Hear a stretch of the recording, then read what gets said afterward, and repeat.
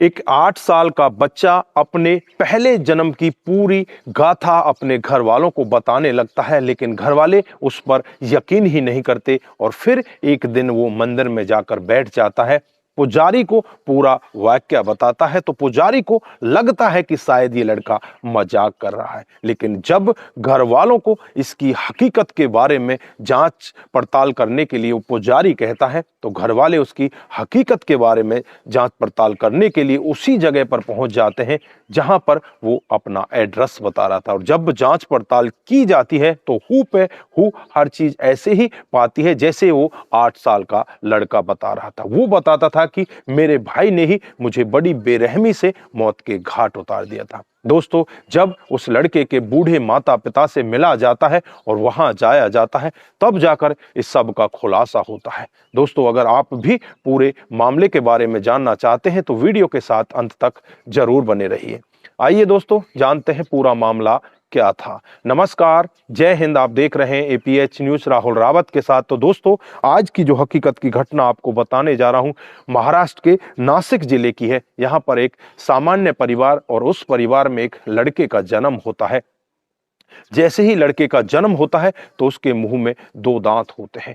बच्चे का इस तरह का रूप देखकर घर वाले एक बार के लिए चिंतित भी हो जाते हैं और कहने लगते हैं कि ये लड़का बहुत ही विचित्र है। पंडित को बुलाया जाता है, पंडित को भी दिखाया जाता है, तो पंडित भी यही कहते हैं कि पता नहीं, ऐसा मैंने पहली बार देखा है। फिर उस बच्चे का नामकरण किया जाता है, उसका नाम प्रमोद रखा जाता है। धीरे धीरे वो बच्चा बढ़ने लगता है और जैसे जैसे वो रात को अपने माँ के साथ सोया करता, वो रात को कई बार जग जाया करता और जोर जोर से चीखने लगता, मुझे मत मारो, मुझे मत मारो, मुझे छोड़ दो। धीरे धीरे उसकी उम्र बढ़ने लगती है। माता पिता भी उसे डॉक्टरों के पास लेकर जाते हैं, डॉक्टरों से उसका चेकअप कराते हैं।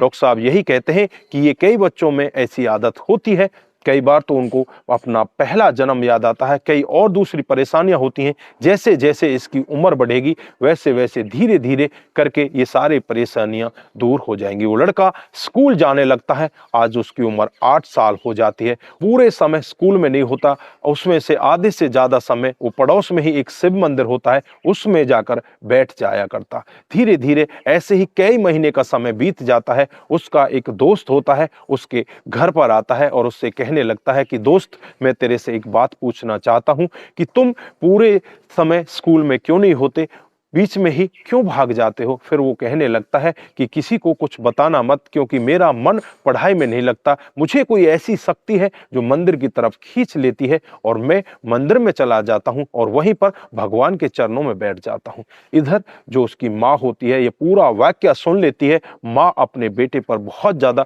क्रोध में होती है और उससे कहने लगती है कि तुझे शर्म नहीं आती, तू हमारे पैसों को बर्बाद कर रहा है, तू इस तरह से मंदिर में जाकर बैठ जाता है, तुझे बाबाजी होना है क्या। इस तरह की बातें उस बच्चे से कही जाती हैं। वो बच्चा रोने लगता है, कुछ भी नहीं कह पाता। फिर माता पिता को लगता है कि ये बच्चा जन्म से ही विचित्र है, ये रात को डर भी जाया करता है। उस पुजारी के पास जाकर पूछा तो जाए कि यहाँ पर होता क्या है।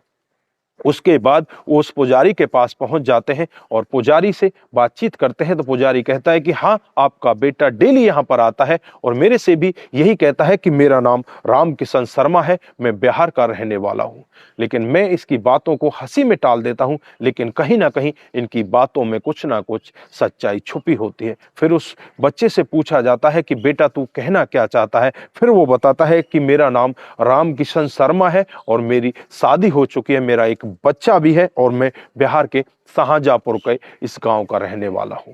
जब इस तरह की बात वो माता पिता को बताता है तो माता पिता भी एक बार के लिए सौकड़ हो जाते हैं। पुजारी उनसे कहने लगता है कि तुम्हें उस जगह पर जाकर देखना चाहिए, पुनर्जन्म ऐसा होता है, इसमें कई बार बच्चे को अपनी याददाश्त रह जाती है। जब माता पिता पुजारी का विश्वास ना करके डॉक्टर के पास जाते हैं तो डॉक्टर को भी पूरी बात बताई जाती है। डॉक्टर भी यही कहता है कि पुनर्जन्म होता है और पुनर्जन्म में कई बार ऐसे केस हमने बहुत ज्यादा सुने हैं जिनमें बच्चों को पिछले जन्म की पूरी कहानी याद हो जाती है। माता पिता बिहार के शाहजहांपुर में पहुंच जाते हैं और उसी घर में पहुंच जाते हैं जहां पर रामकिशन शर्मा का घर होता है। फिर वहां पर पूछा जाता है कि यहाँ पर कोई रामकिशन शर्मा रहता था।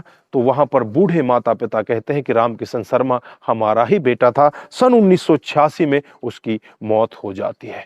अब घर वाले जब इस पूरे वाक्य को सुनते हैं तो बेटे की बातों पर उन्हें कहीं ना कहीं विश्वास होने लगता है और फिर अपने बेटे को लेकर भी वहीं पर पहुंच जाते हैं। बेटा खुद अपने माता पिता को उस जगह का एड्रेस बताता है और खुद उनको अपने घर के अंदर ले जाता है। सबसे पहले वो अपने माता पिता को बताता है कि ये मेरी माँ है, ये मेरे पिता है और ये मेरी पत्नी है जिसका नाम रुक्मणी है। जब रुक्मणी भी इस तरह से देखती है कि एक छोटा सा बच्चा इस तरह की बातें बता रहा है तो वो भी एक बार के लिए शौक में पड़ जाती है।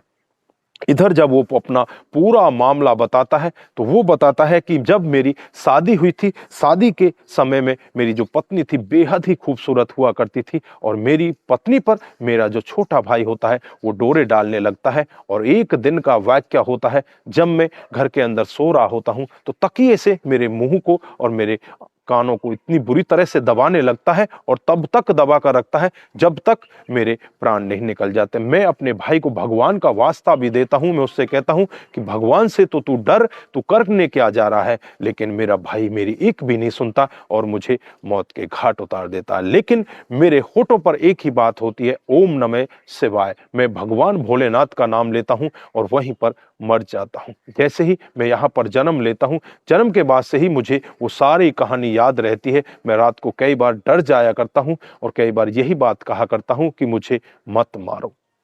लेकिन यहाँ पर जो उसका छोटा भाई होता है उसकी शादी उसकी पत्नी रुक्मणी से करा दी जाती है और कराने के बाद वो कुछ दिन तक तो उसके साथ ठीक ठाक रहता है, लेकिन कुछ दिन के बाद ही वो पागल हो जाता है। यानी कि भगवान उसे पहले ही उसे किए कर्मों का फल दे देता है। वो पागल हो जाता है, पागल होकर दर बदर की ठोकरें खाने लगता है। उसका पता नहीं कि वो अब फिलहाल कहाँ है। फिर घर वालों से वो 8 साल का बच्चा यही कहता है कि आप उसको ढूंढो और उसे घर लेकर आओ, क्योंकि उसको उसकी किए कर्मों की सजा तो भगवान भोलेनाथ ने दे दी है, लेकिन अब उसे सुधारना होगा। उसके बाद उस छोटे भाई को ढूंढा जाता है और ढूंढकर उसके इलाज के लिए उसे डॉक्टरों के पास ले जाया जाता है। डॉक्टर साहब उसका इलाज कर रहे होते हैं और इलाज के बाद वो फिर अपने घर परिवार में आ जाता है। और यहाँ पर जो छोटा लड़का होता है जिसकी उम्र 8 साल होती है, वो ये सब कर्म करता है और कहता है कि भगवान भोलेनाथ ने इसको इसके किए कर्मों की सजा दे दी,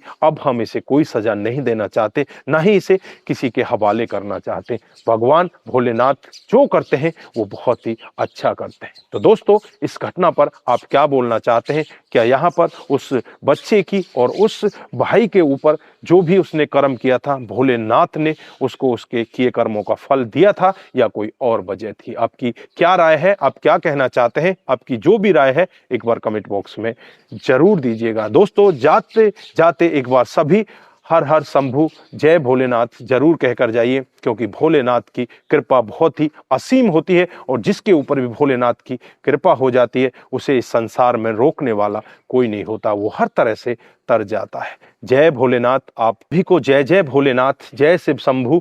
आप सभी अच्छे रहें, सतर्क रहें, सावधान रहें। नमस्कार, जय हिंद, जय भोलेनाथ।